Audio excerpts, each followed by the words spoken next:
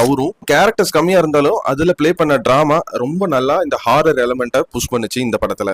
இந்த படத்தோட நெகட்டிவ் என்னன்னா, ஹீரோ ரோஹன் ஒரு அமெரிக்கால இருந்து வந்த ஆர்கிடெக்ட். அதுக்கான எந்த ஒரு பேக் டிராப்புமே வந்து படத்துல காட்டவே இல்லை. சும்மா டைலாக்ல மட்டும் ஆர்கிடெக்ட், எங்க அப்பா எவ்வளவு பெரிய ஆர்கிடெக்ட் தெரியுமா அப்படிங்கிற மாதிரி தான் வந்து படம் பார்க்கும்போது எனக்கு தோணுச்சு.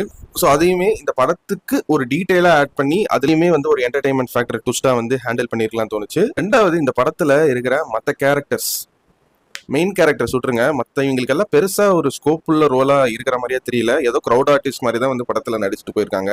அண்ட் இந்த படத்தோட பேசிங் அண்ட் ஸ்டோரி டெல்லிங் இது வந்து எல்லாத்துக்குமே கனெக்ட் ஆகுமான்னு கேட்டா கண்டிப்பா ஒரு சில பர்டிகுலரா ஹாரர்லயுமே வந்து ஒரு கில்ட்டியான ஃபேன்ஸ் இருப்பாங்க. இது எனக்கு பிடிக்கும், இதை சொன்னா மற்றவங்க எங்களை ஓட்டுவாங்க, அதனால நான் வெளியே சொல்ல மாட்டேன் அப்படிங்கிற மாதிரி ஒரு ரிஸ்ட்ரிக்டடான ஒரு ஆடியன்ஸுக்கு மட்டும்தான் கனெக்ட் ஆகிற விஷயங்கள் இந்த படத்துல இருக்கு. ஸோ அதனால மேஜரா இந்த சைலன்ஸ் சீன்ஸ் எல்லாம்